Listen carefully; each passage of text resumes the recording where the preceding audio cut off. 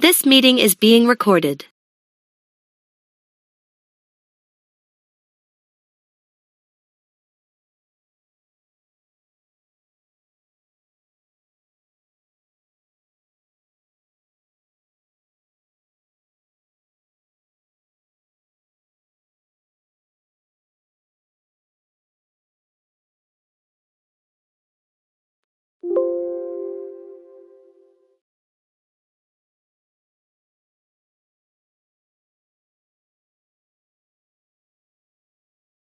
¿Por qué?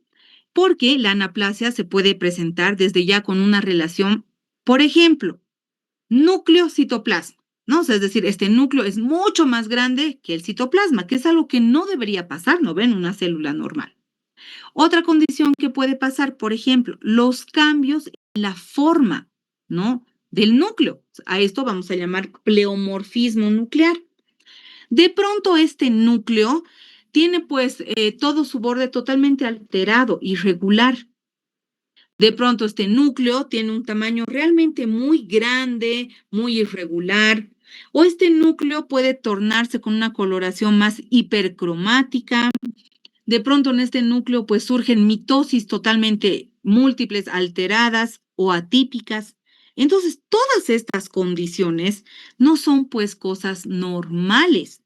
Está cambiando la condición morfofuncional de nuestra célula. Y esto, por supuesto, se va a ver reflejado en lo que estamos aprendiendo, se denomina neoplasia benigna o maligna, ¿ya? Todo por una condición de anaplasia.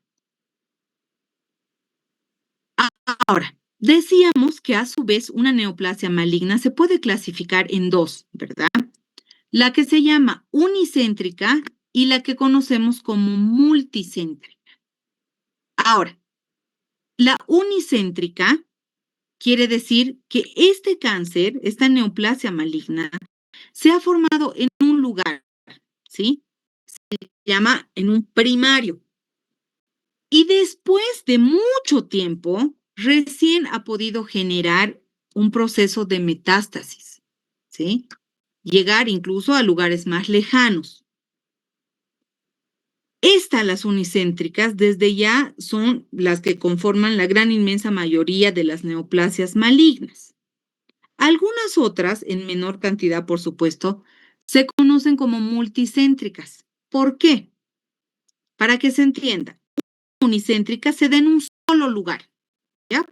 Dice en un lugar o en un primario, en un solo lugar. Luego, después de ese lugar, recién puede dar metástasis. Pero las multicéntricas quieren decir que esta neoplasia maligna aparece en un mismo tiempo, pero en muchos lugares, ¿sí? O sea, por ejemplo, usemos, para entender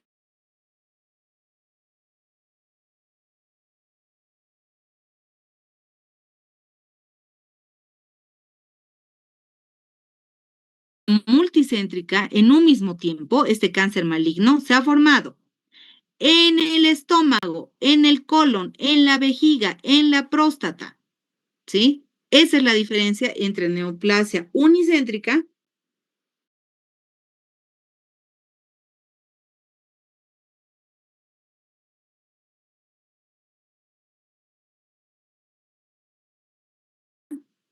Puede ser, en nuestro caso, en odontología, un carcinoma epidermoide, que también es bastante común.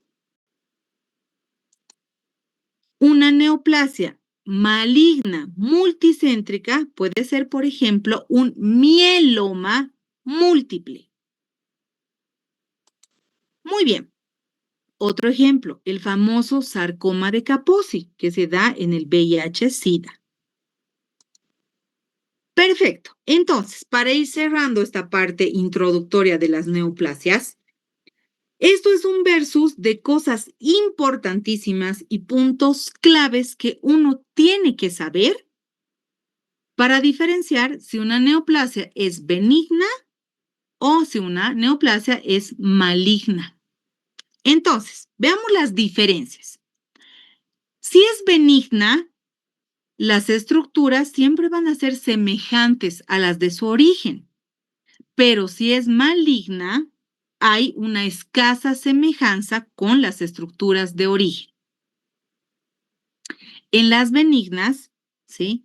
Las células están bastante bien diferenciadas, pero en las malignas hay muchos grados o diversos grados de anaplasia.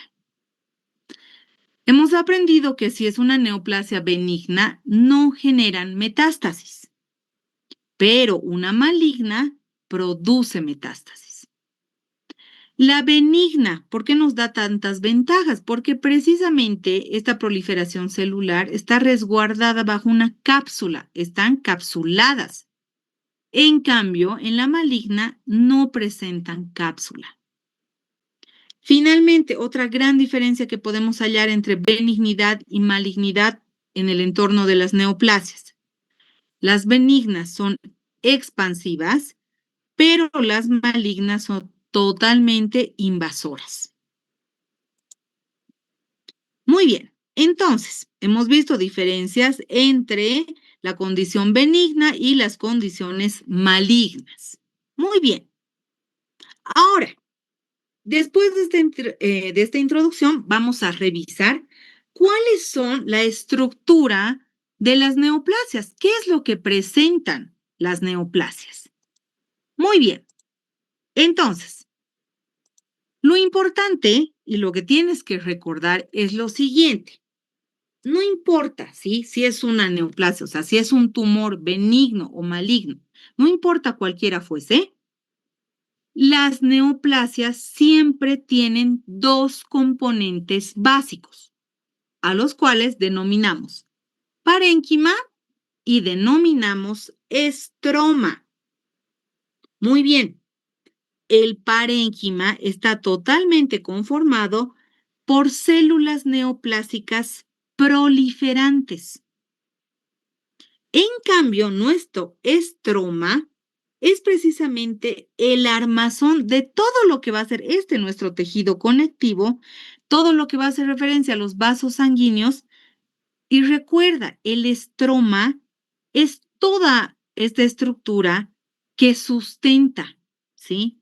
Y al sustentar, desde ya, va a ayudar a la proliferación de las neoplasias. Entonces, punto clave a recordar. Existen, sin importar si el tumor es benigno o maligno, dos componentes básicos que conforman la estructura de las neoplasias. Primero, parénquima y segundo, el estroma. Muy bien, entonces, ¿cuáles son las características más importantes y representativas de estas neoplasias benignas y malignas? Estamos entendiendo que sí podemos diferenciar lo que es un tumor benigno de un tumor maligno por varias situaciones, ¿no? Por ejemplo, primero, considerando el aspecto, es decir, la morfología de estos tumores.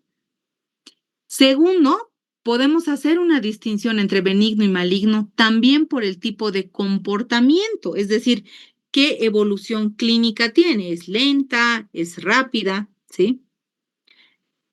Y existen básicamente cuatro aspectos que diferencian a un tumor benigno y un maligno. Lo que se conoce como la diferenciación y anaplasia, lo que tiene que ver con la velocidad del crecimiento, lo que tiene que ver con su infiltración local y, por supuesto, si tiene o no la capacidad de generar metástasis.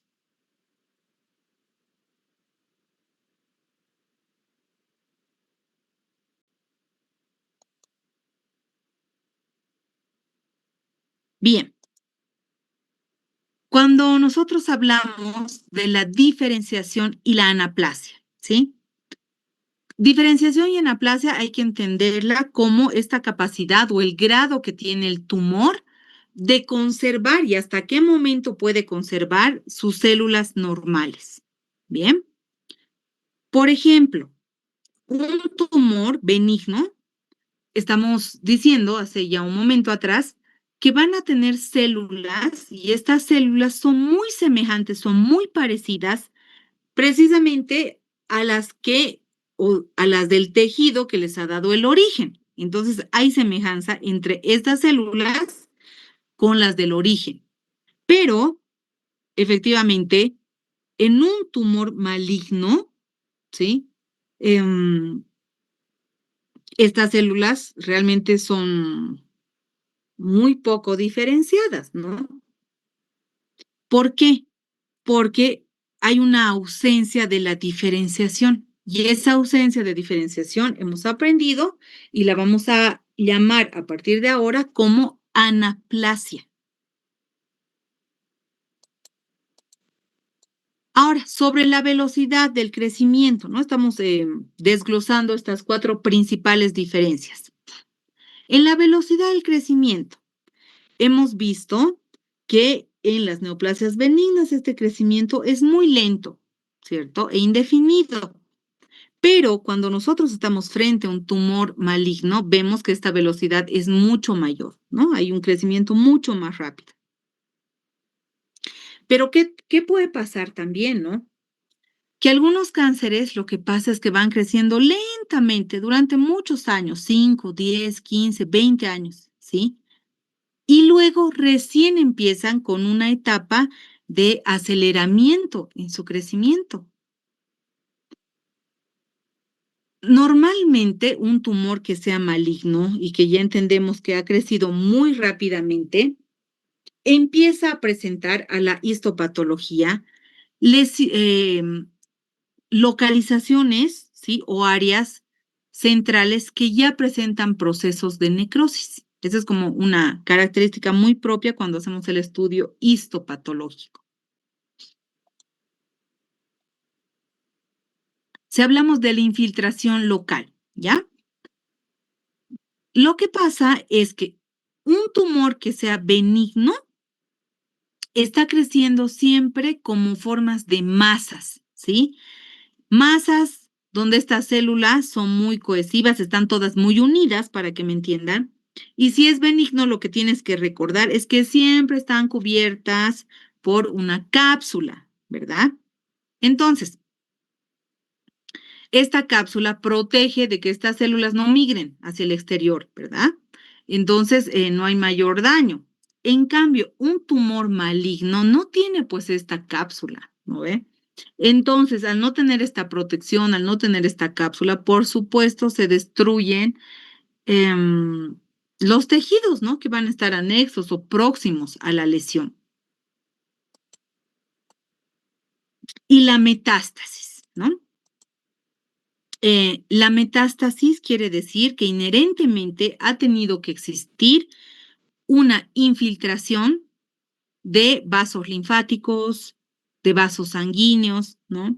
Entonces, que desde un lugar de origen ha habido, pues, no solamente un transporte, sino que inevitablemente ha tenido que haber un crecimiento de nuevas masas secundarias tumorales, ¿no? Y que no necesariamente están en relación directa con el tumor principal, ¿no? O sea, eso pasa también muchas veces. Ok, ahora, debemos abordar cuál es el génesis, ¿no? O sea, cuál es el origen precisamente del cáncer, por qué se ha dado. Porque una persona tiene una neoplasia benigna, intermedia, maligna, ¿sí? Entonces, dentro de lo que se conoce como el origen o génesis precisamente del cáncer, hay que ver la etiología, ¿no? O sea, ¿cuál es la causa del cáncer? Entonces, no es única, ¿no? O sea, los estudios nos indican precisamente que el cáncer tiene muchos orígenes, ¿no? Desde ya, por ejemplo, se atribuye, por ejemplo, mm, que puede ser por agentes biológicos, ¿no? Puede ser por virus, puede ser por bacterias. Algunos otros atribuyen que su origen efectivamente se da por sustancias que pueden ser químicas, otros dicen por sustancias físicas como la radiación, pero también se sabe que la etiología del cáncer tiene y está directamente relacionada y vinculada con la herencia, por supuesto. Es decir, si padres, abuelos, etcétera, tienen o han tenido cáncer, es muy probable que tú hayas heredado un gen que sí se activa con estos factores, por ejemplo, sustancias químicas, radiación o virus, puedas llegar a desarrollar pues algún tipo de neoplasia, ¿no es cierto? La dieta también se sabe que genera cambios a nivel morfofuncional celular y por supuesto también la gran participación hormonal, ¿no? Entonces, esas vendrían a ser en general las causas o etiologías del cáncer.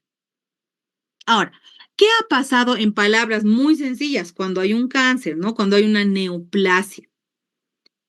Ha pasado que una célula de ser totalmente normal ha pasado a ser una célula conocida y entendida como célula transformada, ¿ya? Entonces, hay agentes que se llaman carcinogénicos, ¿no? O sea, que producen desde ya cáncer. Y dentro de los agentes carcinogénicos, como estábamos viendo en la anterior diapositiva, tenemos pues precisamente los químicos, los biológicos y los físicos. Ahora, ¿cuál es el problema de este agente carcinogénico? Que precisamente, como estamos viendo en este esquemita, producen pues el agente físico, el químico o la radiación, producen cambios a nivel de la célula, precisamente, y para ser más precisos, obviamente a nivel del material genético de la célula, ¿sí? Ese es el problema. Entonces, em, ay, perdón, a ver, aquí, ya. Estos cambios, ¿sí? Se dan, ya estamos entendiendo, por agentes carcinogénicos que lo que están dañando, ¿sí? En toda la célula es precisamente el material genético, el DNA. ¿Y qué producen en este material genético, en este DNA? Producen mutaciones, ¿sí? Ahora, los genes y el cáncer, ¿cómo están vinculados? ¿Sí? Resulta de que, por supuesto, todas estas sustancias químicas, todos estos agentes físicos como la radiación, claro que dañan el gen, ¿no? Van a dañar este material genético. Por ejemplo, un agente biológico, un virus, lo que hace, ¿sí? Este virus está ingresando, está introduciendo sus propios genes, por ejemplo, dentro de una célula, ¿sí? Y lo que resulta es que la herencia precisamente transmite pues estas alteraciones en los genes y entonces es lo que les decía hace un minuto, ¿no? Hay personas que van a tener mucha más vulnerabilidad o mucha más susceptibilidad a padecer cáncer, ¿no? Si tus papitos, tus abuelitos tienen cáncer, tú eres una persona susceptible, vulnerable precisamente ante estas sustancias químicas, ante estos agentes biológicos o físicos, de que generen algún cambio o mutación a nivel de tus genes. Entonces, ¿qué pasa? Cada gen tiene una capacidad de indicar, de instruir en una célula cómo producir precisamente un producto específico, una proteína, ¿sí? Entonces, estos genes cambian, mutan, en realidad ese es el término que se usa, y por eso surge precisamente el cáncer, por esta mutación genética, ¿ya? Entonces, debemos hablar ahora de lo que es la genética molecular. Desde ya, ¿sí? Más allá de la definición que hemos aprendido de neoplasia, es fundamental entender que una neoplasia sí es una enfermedad genética. ¿Por qué se ha dado esta enfermedad genética? Porque este ha sido el resultado de que hay un desequilibrio, ¿sí? Una descompensación entre qué cosas, que es lo que siempre les digo, entre la multiplicación, es decir, la proliferación celular y la destrucción celular. Entonces, por eso siempre el cuerpo, el organismo trata de buscar este equilibrio entre cuántas células forma, pero a su vez cuántas células tienen que tener apoptosis, Porque no todo se puede estar, o sea, no todo puede estar proliferando y multiplicándose todo el tiempo, como no todo puede estar muriendo o generando apoptosis en nuestras células. Tiene que haber un equilibrio, ¿sí?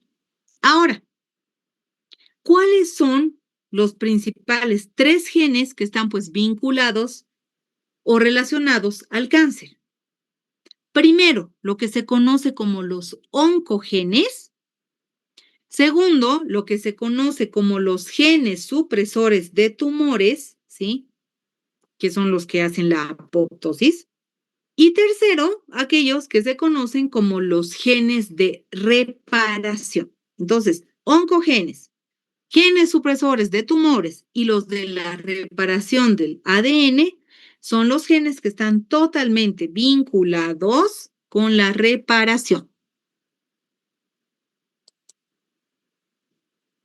Bueno, abordemos cada uno de ellos, o los más importantes. Los oncogenes. Un oncogen se define como un gen que está encargado de codificar una proteína que desde ya induzca la formación de un tumor. ¿Ya?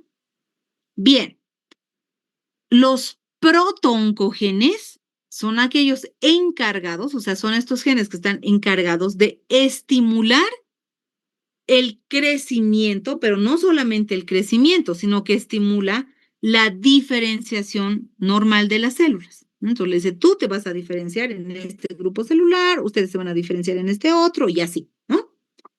Entonces, un oncogen, obviamente, proviene de un protooncogen, ¿ya?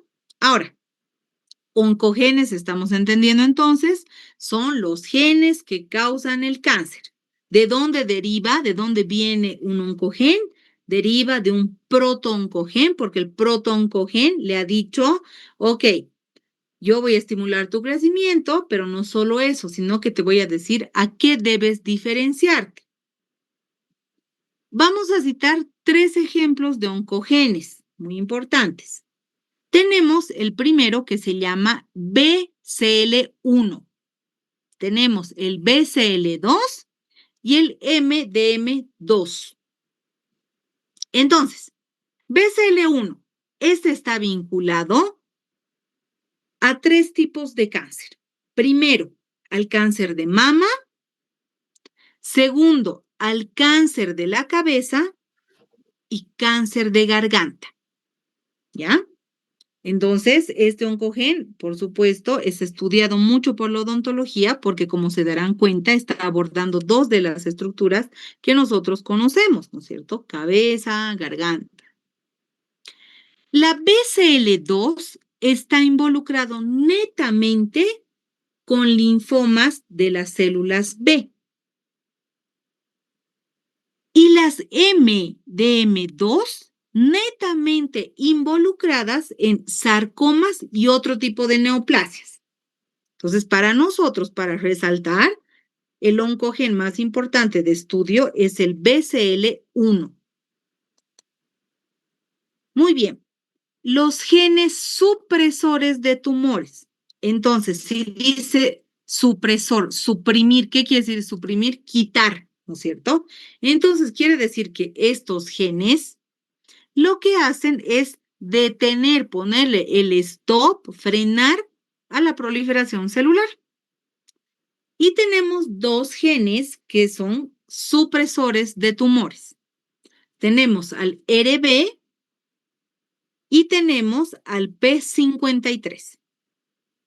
Ahora, el RB está vinculado en retinoblastomas, en los cánceres de hueso, en cánceres óseos, en vejiga, en pulmón y en mama. El P53 es un gen mucho más genérico porque está en todo el resto de cánceres, ¿ya? Ahora, en realidad, este término gen supresor de tumor está un tanto mal utilizado, ¿ya? Porque si nosotros lo analizamos, o sea, la función fisiológica de un gen, desde ya, ¿no? O sea, lo normal sería que regule pues este gen el crecimiento celular y no así que evite la formación de los tumores, ¿no? Pero hasta en la actualidad todavía se utiliza ese término. Ahora, obviamente si estamos diciendo que el gran problema de las neoplasias malignas en este cáncer, porque ya estamos hablando de cáncer propiamente dicho, es entender que todo el cambio se da en el material genético, ¿sí? Entonces hay que recordar el ciclo celular, ¿cierto? Que tiene cada una de nuestras células. Recuerden que en este ciclo celular se tienen 4 etapas, ¿cierto? La M, la G1, la S y la G2. Entonces, cuando las células ven que están proliferando en muchísima cantidad, tienen que activarse otras, ¿cierto? Para decir, ok, listo, tenemos que activar nuestro suicidio porque están proliferando muchas otras. Esta proteína supresora del tumor es conocida con el papel del gen P53. Entonces, este gen P53 es efectivamente el gen que está encargado de activar el suicidio de las células, ¿no? Es el que llama, eh, pone una alerta y les dice, ok, células, ahora es nuestro momento de hacer apoptosis. Tenemos que activar nuestro suicidio. Muchas otras se están multiplicando. Este cuerpo se va a desequilibrar. Debemos hacer apoptosis, que ustedes ya han aprendido, es la muerte celular programada. Muy bien. Habíamos hablado de los genes que reparan el ADN, genes de reparación de ADN. Entonces, estos, hemos dicho, son la tercera clase de genes que están implicados en el cáncer. Bien, entonces, ¿qué hace pues este tipo de genes? Si dice reparar, quiere decir que van a arreglar, van a tratar de modificar las codificaciones de las proteínas, ¿no? ¿Para qué? Para que de esta forma se vayan pues reparando estos ciertos errores que han habido en la duplicación del ADN antes de que las células se dividan. Entonces es importante entender que cada uno de estos genes que van a participar en este proceso del cáncer tiene una función específica en esta condición. Muy bien. Ahora, siempre que hay cáncer, por supuesto que estamos viendo que una célula va a tener cambios, pues va a tener que mutar, ¿sí? Entonces, dentro de estos cambios que se generan, van a haber ciertas mutaciones. ¿A qué nivel? Precisamente, pues a nivel de los oncogenes, a nivel de los genes supresores del tumor, a nivel de estos genes que reparan el ADN. Ahora, si ninguna de estas instancias mejoran, entonces obviamente hay una pérdida, ¿no? De todo este control, de toda esta regulación o todo este equilibrio que desde ya tiene una célula. Entonces, una división celular normal se transforma, ¿sí? En una división ya celular, pero de tipo cancerosa. Entonces, las células empiezan a sufrir una primera mutación, segunda mutación, tercera mutación, una cuarta o incluso mutaciones adicionales. Y es acá precisamente donde nosotros vemos que, claro, estas células empiezan un crecimiento incontrolable, ya no pueden controlar esta proliferación, ¿no? Y ahí es donde se dan, pues, precisamente el cáncer maligno, ¿no? Muy bien, ok, listo. Vamos a quedar para nuestra siguiente clase en factores químicos, porque sí, efectivamente, vamos a ver que hay factores físicos, hay factores químicos y hay factores vinculados a agentes biológicos que también forman parte de la génesis o el origen de lo que es, pues, precisamente la formación de las neoplasias, ¿ok? Entonces, ahora les voy a pedir, por favor, que todos me activen su cámara para poder considerarlos en la lista, ¿ya? Entonces voy a ir tomando unas capturitas aquí de ¿Quiénes han asistido a la clase para el reporte, por favor? Ok, muchas gracias. Entonces, por favor, si todos pueden activarme sus camaritas. Muy bien. Lucas Guara, Luciana, Ariel, Emily, Milka, muy bien. Súper. Tengo aquí 44 participantes. Muy bien. Ah, nadie se chacha cuando hay virtualidad, ¿no? Muy bien, ahí, Fernanda. No tenemos que comparar nuestros logros con los otros. Excelente. Qué lindo. Qué lindo. Ok, listo. Perfecto. Muy bien, entonces agradezco muchísimo su tiempo, guaguitas. Esperamos todo mejore para la siguiente semana, donde nos reencontraríamos en la parte ya práctica el día lunes y terminaríamos en nuestra teórica con, nos falta muy poquito de neoplasias, que así vamos a abordar